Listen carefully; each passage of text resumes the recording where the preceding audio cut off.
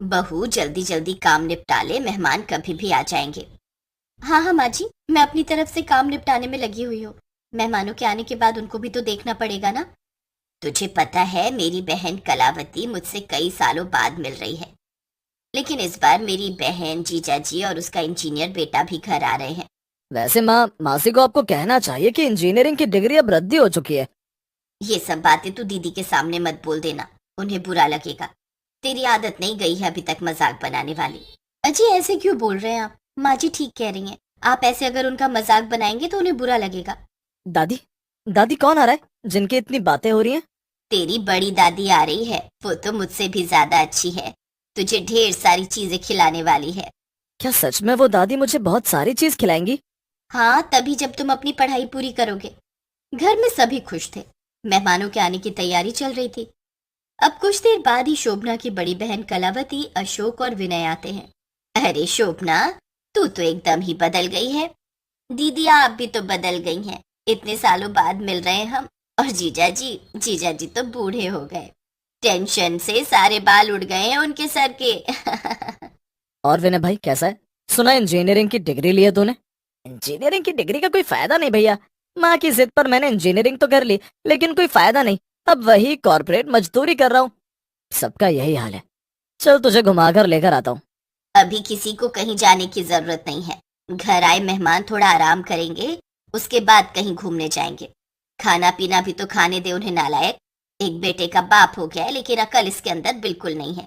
माँ जी मैं खाना लगाती हूँ, आप लोग फ्रेश हो जाइए। शोभना मेहमानों को उनका कमरा दिखाने ले जाती है। वहीं सुरेखा किचन में खाना लगाने की तैयारी में होती है। दूसरी तरफ सभी कुछ देर बाद खाना खाने बैठते हैं।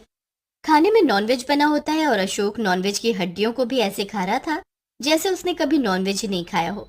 मौसा जी बड़े दिनों बाद खा रहे हैं चिकन, तभी तो हड्डियां भी छोड़ने का मन नहीं कर रहा आपका।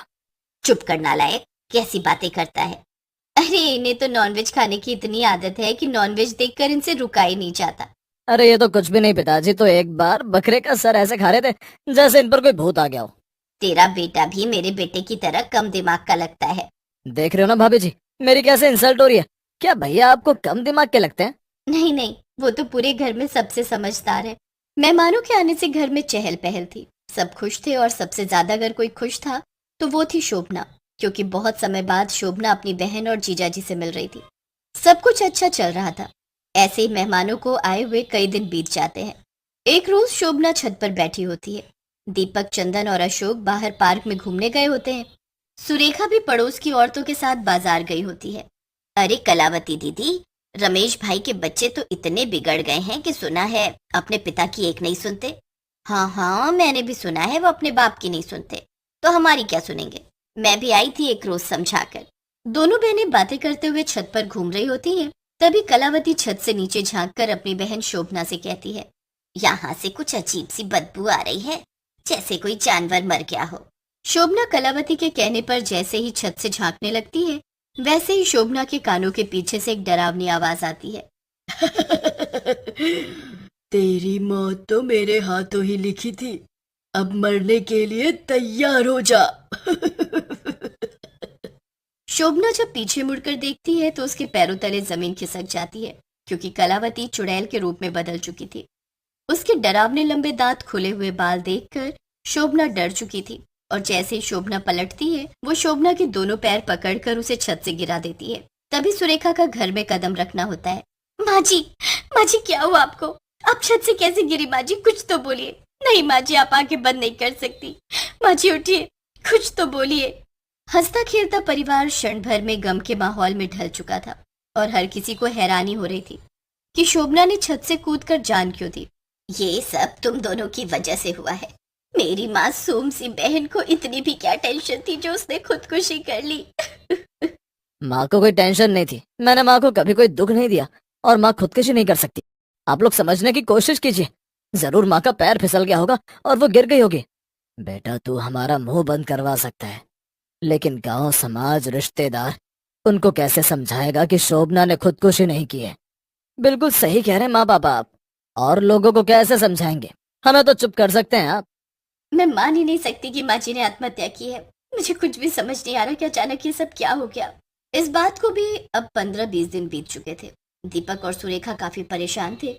वहीं दूसरी तरफ घर आए मेहमान अब भी घर से जाने का नाम नहीं ले रहे थे। अब एक रोज सुरेखा चंदन के स्कूल से आने का इंतजार कर रही होती है। वहीं दूसरी तरफ अशोक चंदन के साथ एक सुनसान सी जगह पर घूम रहा होता है।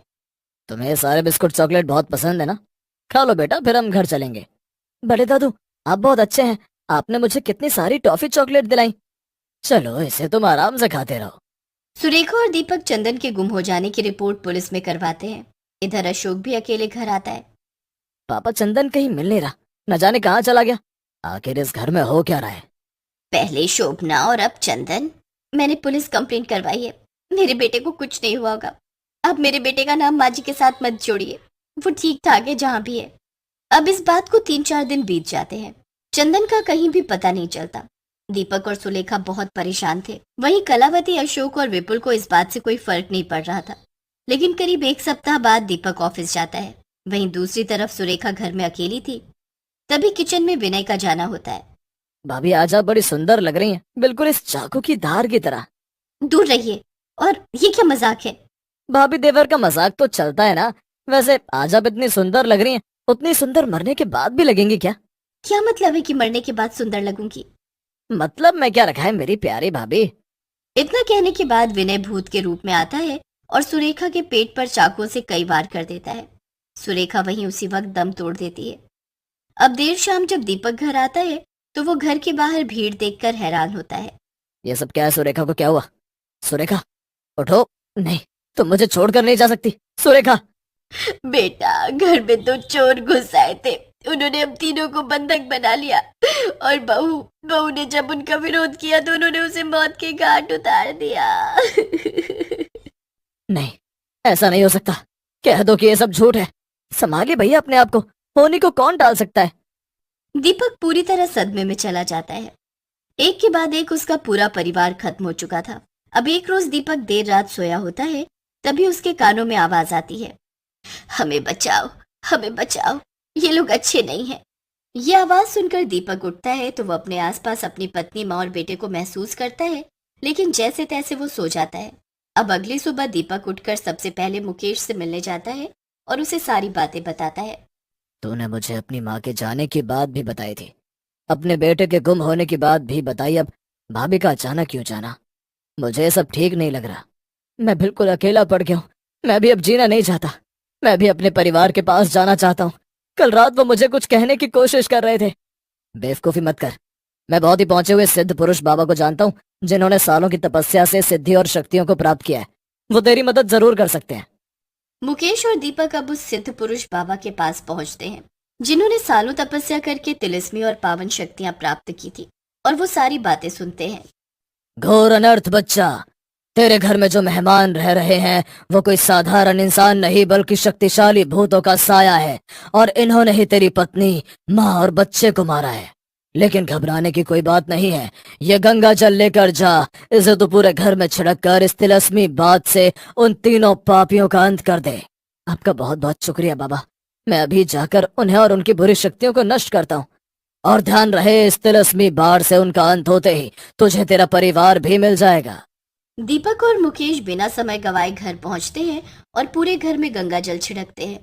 गंगा जल के छिड़काव से वो लोग बेचैन हो जाते हैं, और जैसे ही बाहर आते हैं वैसे ही वो अपने असली रूप में आ जाते हैं।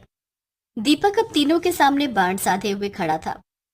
हमें मत मारो, हमें मत मारो, हमने ही तुम्हारे परिवार को मारा है। तुम्हारे घर आने वाले मेहमानों की बस इतनी गलती कि वो हमारे अड्डे से होकर गुजरे, और हमारे अड्डे से गुजरने वाले का अंत निश्चित होता है। दीपक उनकी बात सुनने के बाद बाबा का दिया हुआ तिलिस्मी बाण उन तीनों पर साथ देता है, जिससे तीनों वहीं जलकर भस्म हो जाते हैं। और तभी वहां उनके भस्म होते ही दीपक की माँ, पत्नी और बच्चा एक तिलिस्मी शक्ति द्वारा प्रकट होते हैं, जिससे दीपक को उसका पूरा परिवार मिल जाता है, और दूसरी तरफ उसके घर से भूतिया मेहमानों का साया दूर हो जाता है।